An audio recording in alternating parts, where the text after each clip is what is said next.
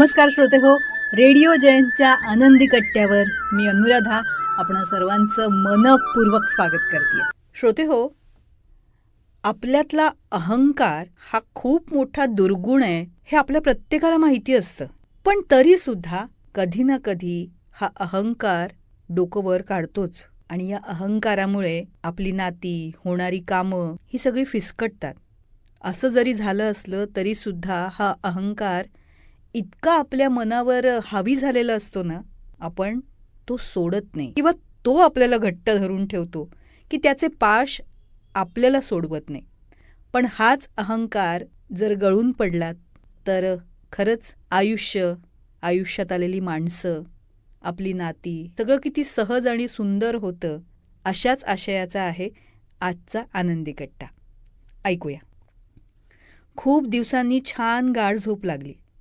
जाग आल्यावर हॉस्पिटलमध्ये आहोत हे लक्षात यायला काही क्षण लागले. बेल वाजवल्यावर रूममध्ये नर्स आली. Good evening sir. कोणी भेटायला आलं होतं का मला? नाही. बराच वेळ झोपलो होतो ना म्हणून विचारलं. मग मोबाईल बघितला. एकही मिस कॉल किंवा मेसेज नव्हता.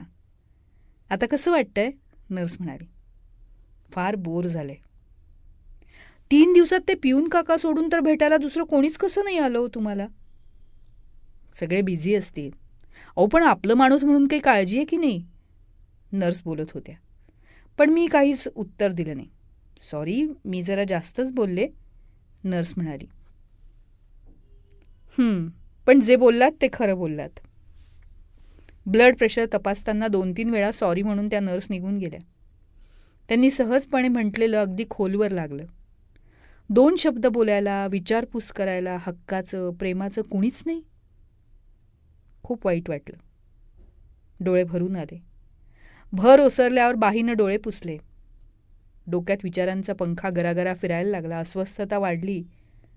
आज मला काही कमी नाही आहे. मोठा बंगला आहे, फार्म हाऊस आहे, 3-3 गाड्या आहेत, भरपूर बँक बॅलन्स आहे, सोशल स्टेटस सगळं आहे. तरी मन शांत नाही. कशाची तरी उणीव भासतीये. प्रत्येकजणच स्वार्थी असतो. मी पण पराकोटीचा आहे. प्रचंड हुशार, तल्लख बुद्धी, पण तिरसट आणि हेकेखोर स्वभावामुळे कधीच कुणाचा आवडता नव्हतो. फटकळ बोलण्यामुळे फारसे मित्र नव्हते. जे होते ते सुद्धा लांब गेले. माझ्या आयुष्यात कधीच कोणाला ढवळाढवळ करू दिली नाही, अगदी बायकोला सुद्धा.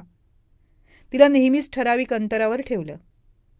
लौकिक अर्थानं सुखाचा संसार असला तरी आमच्यात दुरावा मात्र कायम राहिला. पैशाच्या नादात म्हातारपणी आईवडिलांना दुखावलं.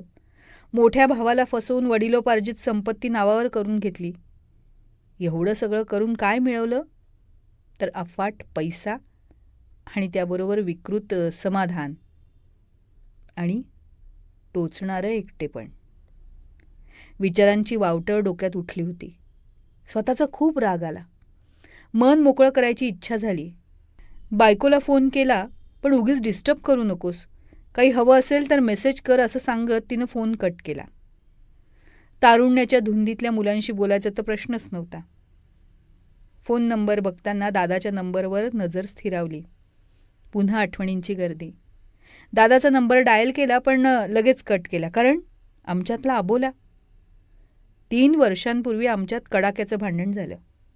त्यानंतर पुढाकार घेऊन दादानं समेटाचा प्रयत्न केला, पण माझा इगो आडवा आला ना, म्हणून आता तोंड उघडायची हिंमत नव्हती.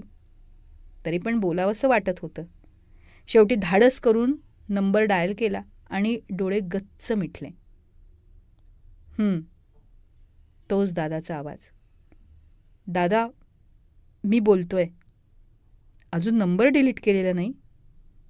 कसा आहेस? फोन कशाला केलास? तुझा राग समजू शकतो. खूप चुकीचा वागलो. गोडगोड बोलून तुला फसवलं. ठरवलं नसताना आपसुकच मनात साठलेलं धाड बोलायला लागलो. मुद्द्याचं बोल. उगाच शिळ्या कढीला ऊत आणू नकोस.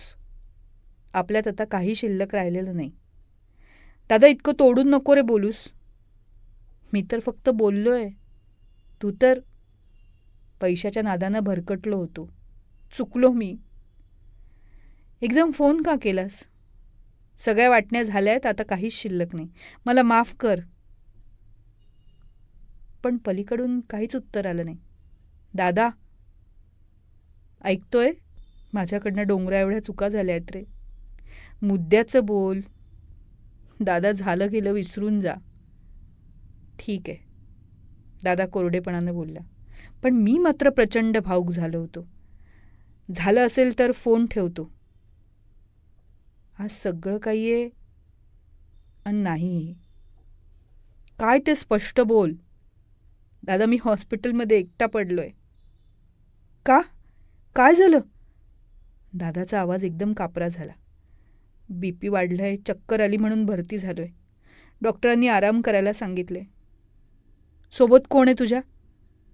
कोणीच नाही. दिवसातून 2दा बायको आणि मुलं व्हिडिओ कॉल करून विचारपूस करतात. त्यांचं कर्तव्य पार पाडतात. अजबच आहे. जे पेरलं तेच उगवलं दादा. मी त्यांच्याशी असाच वागलोय ना. कधीच प्रेमाचे 2 शब्द बोललो नाही. फक्त व्यवहार पाहिला. स्वार्थासाठी नाती वापरली आणि ती तोडली. आता एकटेपणानं कासावीस झाल्यावर डोळे उघडलेत. कंठ दाटल्यावर फोन कट केला. अंधार करून पडूनच राहिलो. बऱ्याच वेळानंतर नर्स आल्या. लाईट लावून हातात कागदाचा पुडा दिला. मस्त घमघमाट सुटला होता. घाईघाईनं पुडा उघडला तर त्यात भाजलेल्या शेंगा. आनंद झाला. नक्की दादा आलाय. कुठं आहे? मी इथंच आहे. दादा समोर आला. आम्ही सख्खे भाऊ 3 वर्षांनंतर एकमेकांना भेटत होतो. दोघांच्याही मनाची विचित्र अवस्था झाली. फक्त एकमेकांकडे एकटक पाहत होतो. नकळतपणे माझे हात जोडले गेले. राग बाजूला ठेवून लगेच भेटायला आलास? काय करणार? तुझा फोन आल्यावर राहावलं नाही ना. जे झालं ते झालं. आता फार विचार नको करू. तुला राग नाही आला? खूप आला. 3 वर्ष तोच कुरवाळत होतो रे. पण आज तुझ्याशी बोलल्यावर ना सगळं वाहून गेला. तुला आवडणाऱ्या भाजलेल्या शेंगा घेतल्या आणि तडक इथे आलो बघ. दादा, मला पुढे बोलता येईना. दादानं डोक्यावरून हात फिरवला तेव्हा खूप शांत शांत वाटलं. खरंच राग कधीच नात्यापेक्षा मोठा नसतो. मग ते नातं रक्ताचं असो की मैत्रीचं. चुका, अपमान काळाच्या ओघात बोथट होतात. जुन्या गोष्टींना चिकटून बसल्याचा त्रास स्वतःला जास्त होतो. दादा लहानपणी द्यायच्या तसंच शेंगा सुलून दाणे मला देत बोलत होता. त्या भाजलेल्या खरपूस दाण्यांची चव अफलातून होती. सहज कचऱ्याच्या डब्याकडे लक्ष गेलं. त्यात शेंगांच्या टरफल्याच्या जागी मलाच माझा इगो दिसत होता.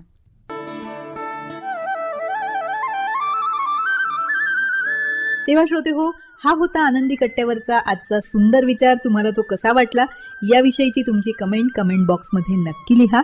आणि त्याचबरोबर रेडिओ जयंतचे दर्जेदार कार्यक्रम ऐकण्यासाठी रेडिओ जयंत लाईक करा, शेअर करा आणि सबस्क्राईब करा.